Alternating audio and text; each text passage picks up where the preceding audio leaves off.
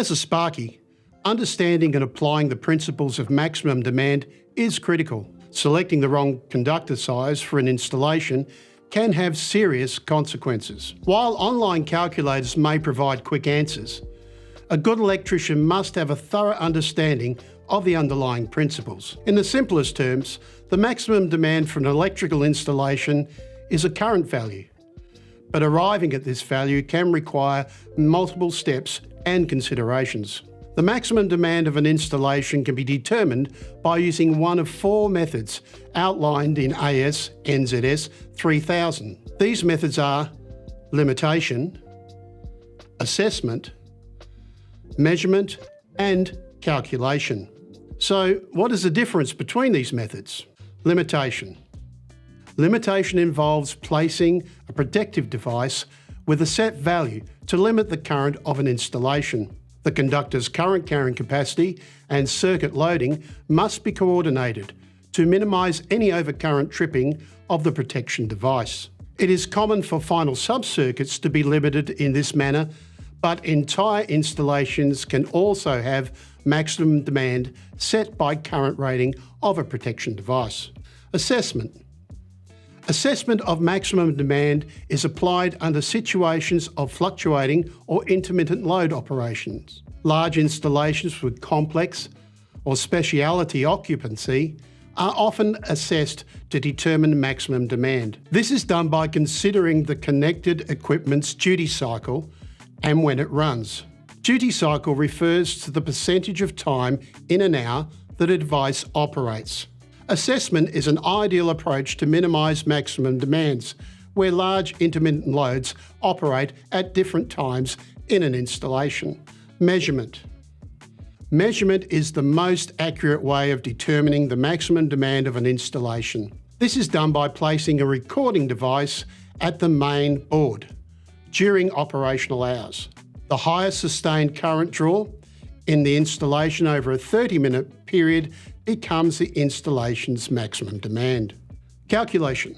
Calculation of maximum demand applies before the construction of an installation. A list of all the electrical equipment is taken from the building plans to be included in the calculation process. Appendix C of AS/NZS 3000 guides how to perform a maximum demand calculation. The tables, clauses, and notes in Appendix C will estimate the current contribution to the maximum demand of typical loads in various installations. In this video, we will focus on the calculation method, as this is the most frequently used method for newly built premises. But what do you need to start calculating maximum demand? Before any calculation of maximum demand can be made, a complete list of all loads in the installation is required. These loads must then be allocated to a load group for calculation purposes. Load groups appear in the two tables in Appendix C of AS/NZS 3000. The type of installation determines which table is used to calculate the maximum demand. Domestic installations are the subject of Table C1, with non-domestic installations applying Table C2 for calculation. In column 1 of each table, load groups are identified by lowercase letters.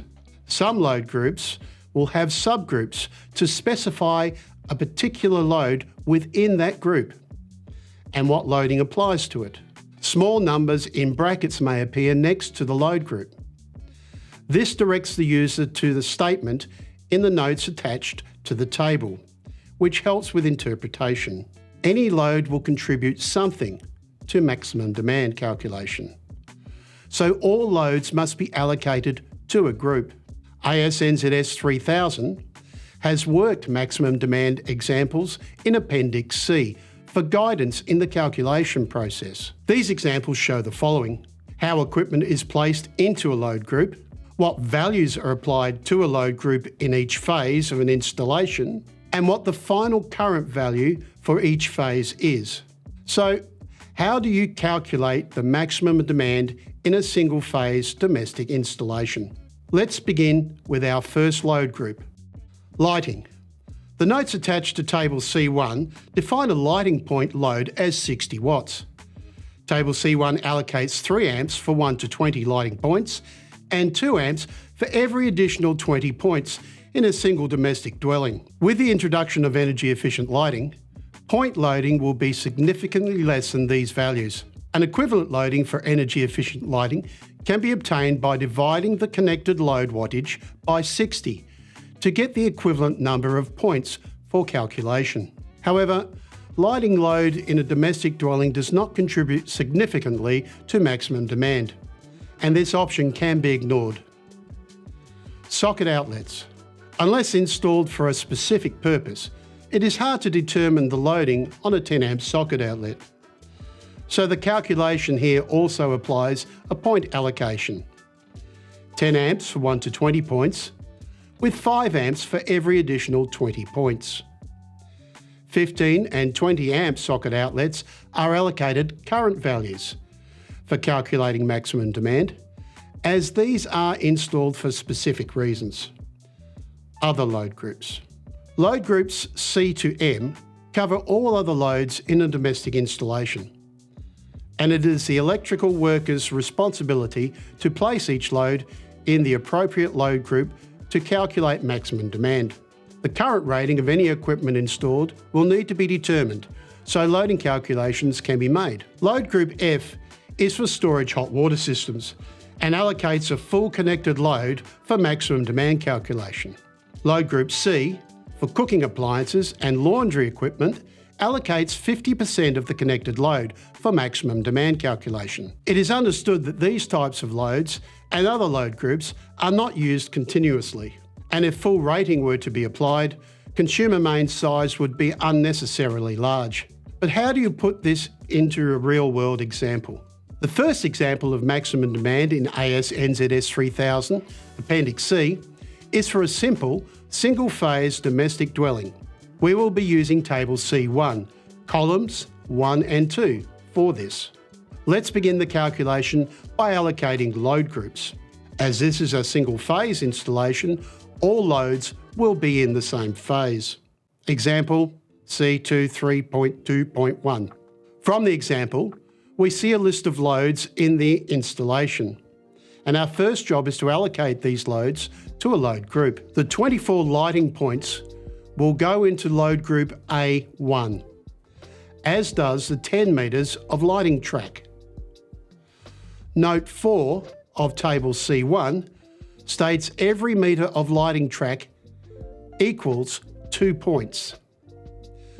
This means the 10 metre track contributes 20 points. Note 5 states that loads above 2.3 metres, up to 150 watts, can be included in load group A1 as a point.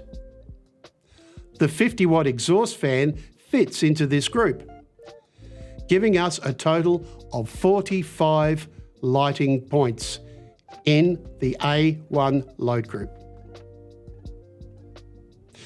Now, let's apply the calculation from column 2 of Table C1. The first 20 points attracts 3 amps, the second 2 amps, and the remaining 5 points add another 2 amps. This gives a total of 7 amps for load group A1. A point allocation is not given in load group A2. Here, we use a percentage load allocation. Column 2 applies 75% of connected load to the 3 kilowatt outdoor lighting. This gives a maximum demand current of 9.8 amps. Load group B1 has 9 single and 8 double socket outlets. Reading note 8 of Table C1 explains that multiple socket combinations equal the number of integral sockets in the combination. This will give a total of 25 points. However, there is a 1000 watt strip heater in the installation that, according to note 9, can be included in the load group B1. The new total is 26 points, and the calculation from column 2 is 10 amps plus 5 amps, giving a total load in group B1 as 15 amps. Load group B2 has one 15 amp socket, contributing 10 amps to the maximum demand calculation. Again, we apply a percentage calculation in load group C in column 2. For our 10 kilowatt range, the maximum demand calculation is 50% of connected load. The load current for the range is 43.48 amps, with 50% of this being 21.7 amps, which is the value determined for maximum demand. Finally, the 4.8 kilowatt storage hot water system in load group F will contribute 100% of its load to the maximum demand calculation. This works out at 20.9 amps. We now add all the loads allocated to each load group together. This value is the calculated maximum demand of the installation. The maximum demand in this installation is 84.4 amps, and the mains cable will be selected based on this value. Okay, what about if we need to calculate maximum demand for a 3-phase installation? In a 3-phase installation, each phase is considered separately, relating to individual load groups. Some single-phase loads may be present in one phase and not in others, while any 3-phase load will contribute to all phase loadings. Remember, the highest loaded phase will be the installation's maximum demand. So balancing phase loadings as closely as possible is an advantage. Single-phase loads such as lighting and socket outlets can offset large single-phase loads in other phases. This will somewhat balance the current values in each phase. Example C2322. C2322 gives an example of a single domestic dwelling with a 3-phase supply and uses tables C1, columns 1 and 2 for calculation purposes. The process is the same as the previous example. However, loading is spread over 3 phases, and phase loading needs to be kept as close as practicable when calculating maximum demand. Load group A1 has 26 points, with calculation allocating 5 amps to the blue phase. Looking at load group B1, there are 24 points that are split over the white and blue phases. The calculation allows 10 amps in each of the 2 phases. In load group B2, we have one 15 amp single phase outlet that contributes 10 amps to the red phase. The 16.6 kilowatt 3-phase range contributes 5 kilowatts to 2 phases and 6.6 kilowatts to the 3rd phase. Calculating current from load group C gives 10.9, 10.9 and 14.4 amps. The single phase clothes dryer contributes 7.8 amps to the white phase from the calculation. At this point, we introduce load group D, which covers air conditioning units. The air conditioner here is a sizable single phase unit and is allocated 75% of the connected load, giving a calculated load of 13 amps in the red phase.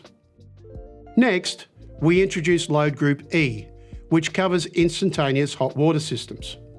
These 3-phase loads will contribute the same loading to each phase.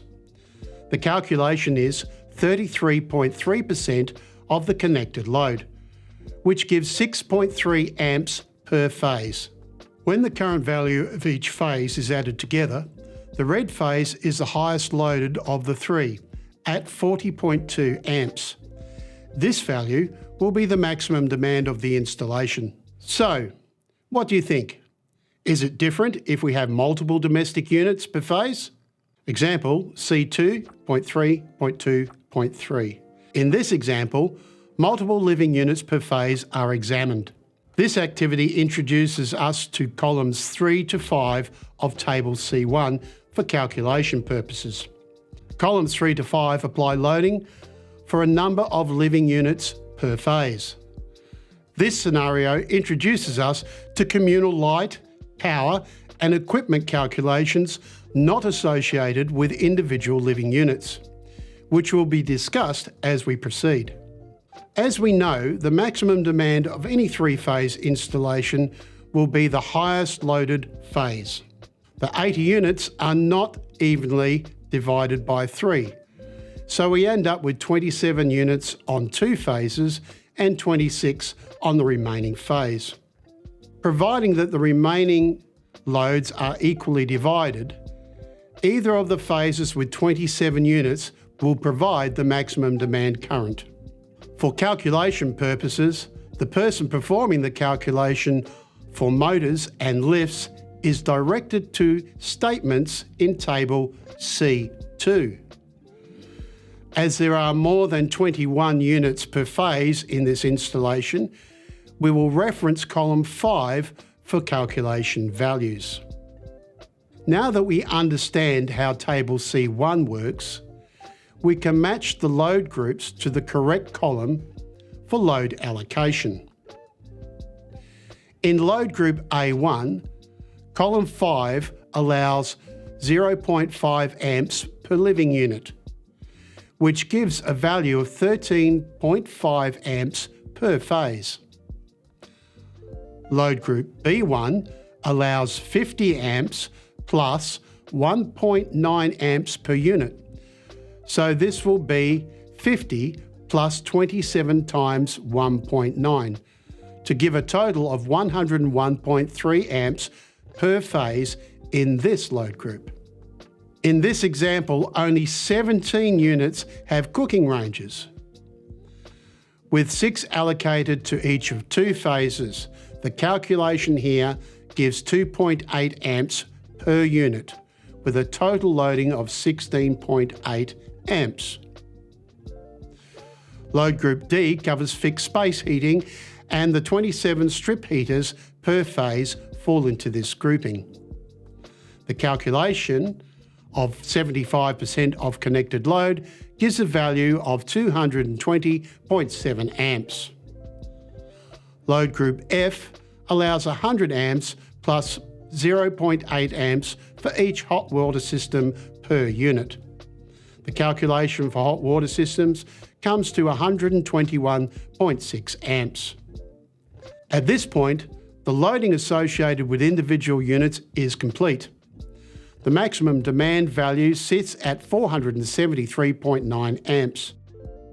We must now calculate the loading for communal services and add this to the unit loading to calculate our maximum demand for the installation. Load group H is communal lighting, with an allocation of full connected load. The total communal light loading is 7,500 watts. Splitting this over 3 phases gives 2,500 watts per phase and a loading of 10.9 amps. Load group I has 20 socket outlets. Splitting these into 3 and applying a loading of 2 amps per outlet produces a phase loading of 14 amps. Load group J1 is applied to the communal clothes dryers. There are 10 of these units, and the highest loaded phase will have 4 of them. The loading applied here is 50% of connected load. The calculation gives 31.3 amps on the highest loaded phase. In Table C1, load groups K and L require the user to reference paragraph C2.4.1 and Table C2 for loading. In column 2 of Table C2, we find the load allocation for lift motors. The installation has 2 12 kilowatt 3-phase lift motors with a current draw of 22 amps. 125% of full load current is allocated to the largest motor for maximum demand. As both lift motors are the same size in this case, either can be used. The second motor is allocated 75% of full load, giving us 44 amps for the lift loading calculation. The final calculation is for two three-phase motors, one at 5.5 kilowatts and the other at 4 kilowatts. For load allocation, Group L in Table C1 directs us to Table C2 again. In column 2 of Table C2, full load current is applied for the first motor and 50% of full load current for the remainder. The calculation gives us 14.6 amps, with the total loading for the communal services being 114.8 amps. Now, all that remains is to add the unit and communal service loadings together to calculate the total maximum demand for the installation. 473.9 plus 114.8 equals 588.7 amps for the estimated maximum demand. Calculating maximum demand for non-domestic installations. The same principle of load groups and allocations apply in this table, but the load types and current allocations will differ. So let's look at C 2.4.2.1 and remember, each phase is its own installation for maximum demand calculations. As this installation is a motel complex, we will be using column 2 of Table C2 for current allocations of loads. By this time, the principles of balancing loads across phases should be understood. As in previous examples, load group A is calculated first. Two phases will have a loading of 13.7 amps and the third 11.74 amps.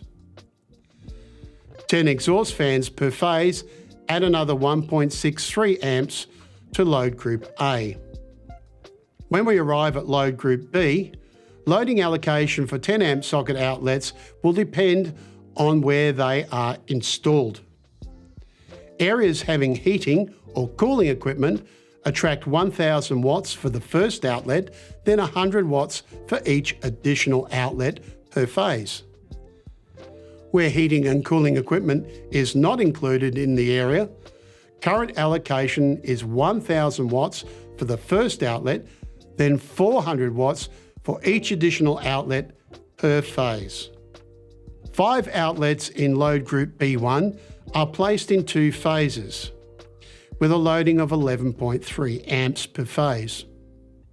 Load group B2 is spread over all 3 phases, with 30 outlets per phase giving a loading of 16.96 amps. Load group B3 allocates the full load of the first outlet and 50% of the remainder per phase. 2 phases will be allocated 15 amps and the third 22.5 amps. The 3-phase range in load group C is split over 3 phases, with 1 element group in each phase. As there is only 1 element per phase, the load allocation is 100%. This gives loads of 28.7 amps, 21.74 amps and 21.74 amps. The 3-phase pump in load group D contributes full load current at 2 amps per phase. Finally, load group G has a single-phase sauna with a full load rating allocation of 26.09 amps. When all phase loadings are added up, we find the highest loaded phase has a value of 95.16 amps. And now you know how to calculate maximum demand of an electrical installation.